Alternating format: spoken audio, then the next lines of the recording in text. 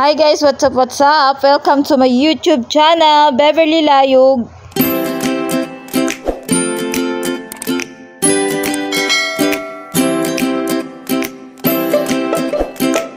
So for today's video guys, ililipat ko yung lamesa na yan sa loob.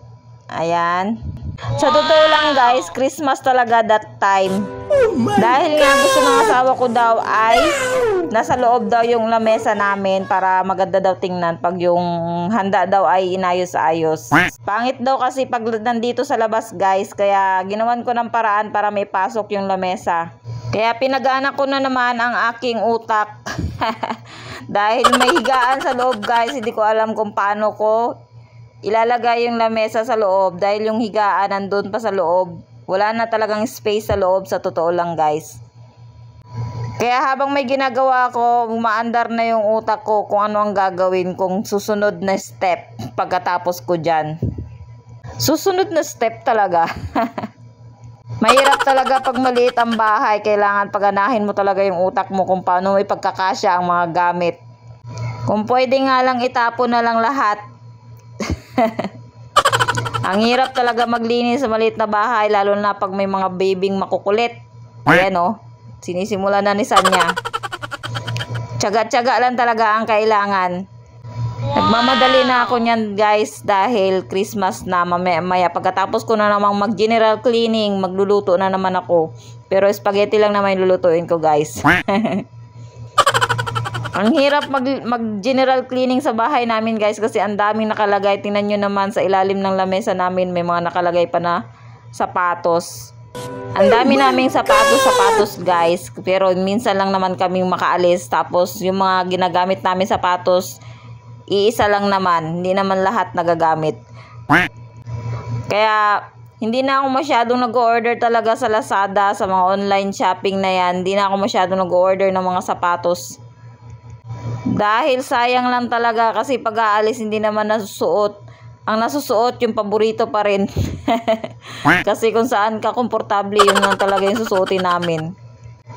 Kaya sayang lang talaga yung mga nabibiling bagong sapatos kung ayaw naman suotin. Lalo na yung asawa ko guys, ang dami niya talagang sapatos na nagsirupukan na guys, nagsilambutan na, mga original pa naman. Sayang lang talaga. So ayan na nga, pinupunasan ko muna yung mga gilid-gilid ng lamesa guys. Ang daming alikabok. Tsaka may mga nagbahay na higad guys. Yung higad guys, diba? Yung pag nagbahay siya, parang yung may sapot na parang sapot-sapot. Doon sila parang itlog ng higad guys. Kasi dati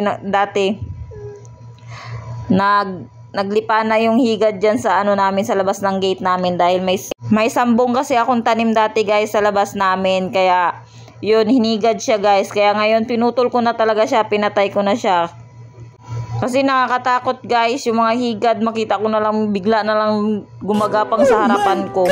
Nakakatakot, nakakakilabot talaga pag higad yung makita mo sa harapan mo. Binabahayan pala ng higad yung sambong guys, sayang nga eh. Yun pa naman yung nilalagay ko sa panligo ng mga anak ko guys, lalo na pag kagagaling lang nila sa sipon. Pati na rin ako guys, pag masama yung pakiramdam ko tapos gusto kong maligo, yun yung nilalagay ko sa panligo ko.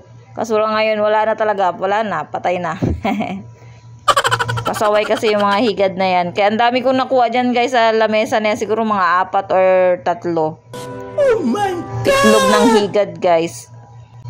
Kaya nilinisan kong mabuti talaga yung ilalim ng lamesa na yan guys kasi si Sed mahilig ng sumuot-suot. Baka makita niya yung ng higad, yari na. Gustong ipasok ng asawa ko yung lamesa na yan guys kasi mainit talaga pagkakain. Kasi yung singaw ng aircon guys pag nakabukas, dyan napupunta sa kusina namin. Kaya mahirap kumain pag nakabukas yung aircon dyan sa kusina namin. Kaya kahit mahirap, kahit maliit ang bahay namin, ginawan ko talaga ng paraan para maipasok lang talaga yung lamesa na yan. So ayan, tapos ko na siyang punasan guys. Humingi na ako ng tulong kay Shanshan para iangat niya yung lamesa guys kasi sumasabit yung paa ng lamesa sa tiles. Baka imbis na yung lamesa lang yung problema namin, pati yung tiles maging problema pa namin. Ayan na nga, nahirapan na nga si Shanshan guys. May harang kasi yung pinto namin guys, pangharang sa mga bata, kaya tatanggalin ko muna. Dahil hindi niya kayang iangat yung lamesa guys. Yan pa lang yung nagawa ko, pero mukhang pagod na ako, di ba guys?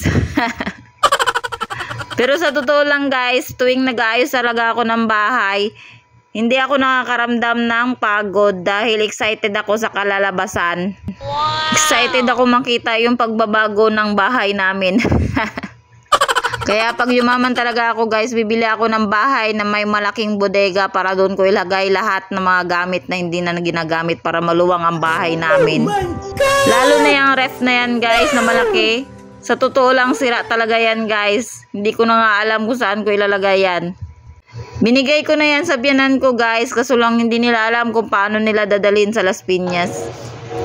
So ayun na nga guys, si Sed nag-iinarte na, nagpapakarga na, kaya kinarga ko muna.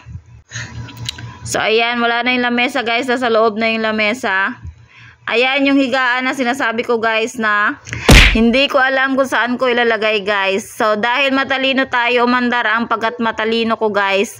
Ganyan ang gagawin ko guys, ilalabas ko dyan sa gilid ng dingding namin sa labas ng kusina. Ayan. Katulad ng ginawa ko guys sa isa naming higaan natin na gilid ko sa dingding, ganyan din yung gagawin ko sa isang higaan na yan. Kasi sayang guys pag tinapon namin yan, pagdating ng panahon kailangan namin ng papag. So ayan na nga, ilalabas na namin ni Shanshan. Nagpatulong na ako kay Shanshan magtulak guys. Ayan, sinukat ko muna yan guys dyan sa labas kung kakasya ba. Ayun, tuwang-tuwa ako dahil kumasya yung sukat-sukat ko guys, kaya nagmadali na akong ilabas yan. Kaso lang ang problema, ang daming kalat talaga guys sa tinanggalan ko ng lamesa. Kaya for the linis muna tayo. Nabasa kasi guys yung karton ng beer. Sa totoo lang guys, hindi na ako masyadong nahirapan maglinis niyan kasi lagi ako naglilinis guys, kunti na lang yung kalat na tinanggal ko.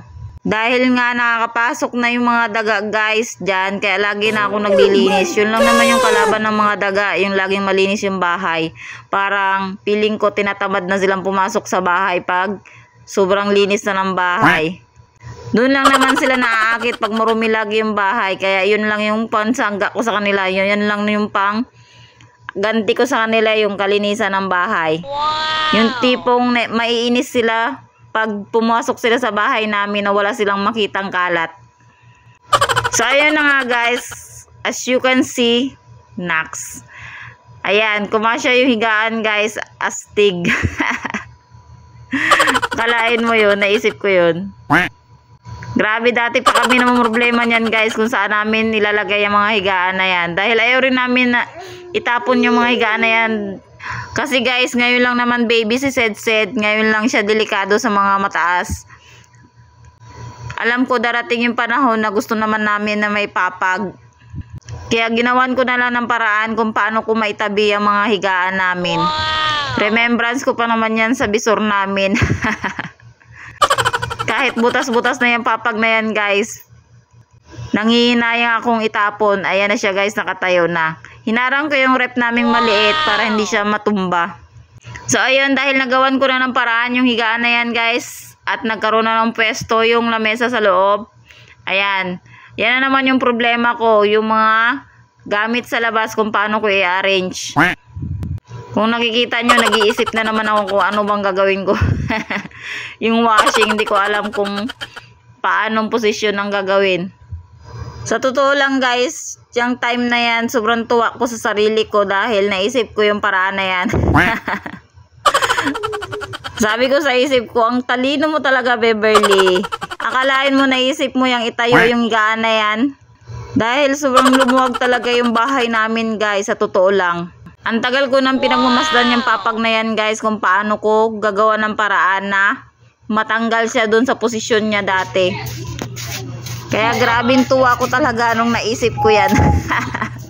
Ang babaw ng kaligayahan. So ayan guys, grabe, ang dami ko pang kalat na lilinisin. Ang dami ko pang hugasin. Ang liit lang talaga ng kusina namin guys, ganyan lang siya kaliit.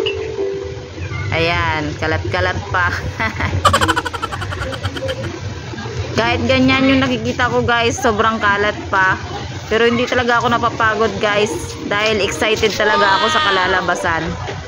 So yung mga nakasako na yan guys, yan yung mga basura na galing sa ilalim ng kalan namin. Yan, nilinisan ko na dahil dyan namamahay yung mga bubwit.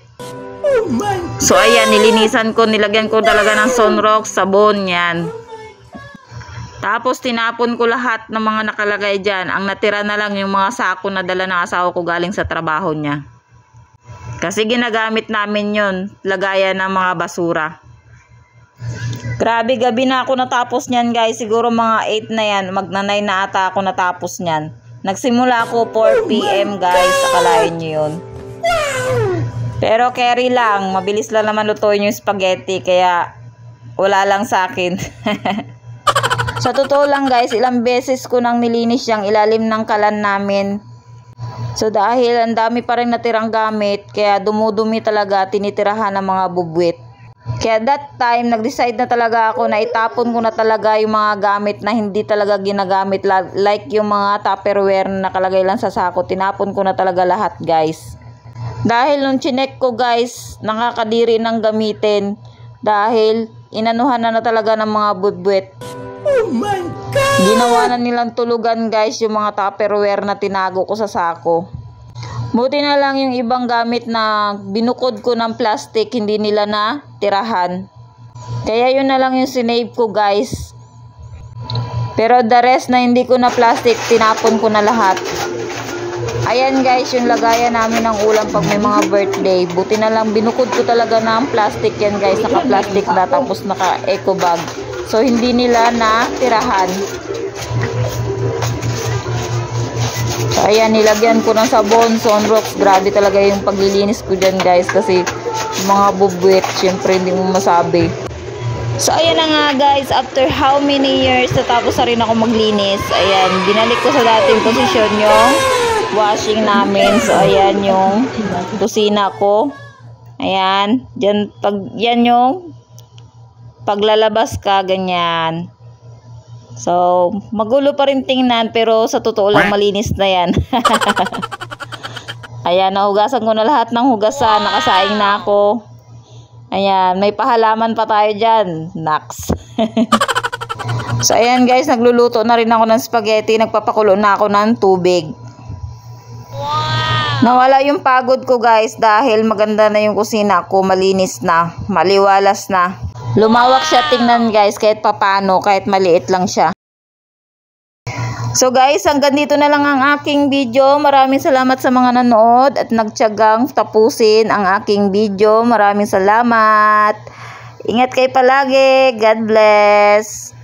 Guys, yan na pala yung loob namin. Ayan na yung lamesa. Ayan, lumawak na rin yung loob namin guys. Malawak na yung tatakbo-takbuhan ni Sed.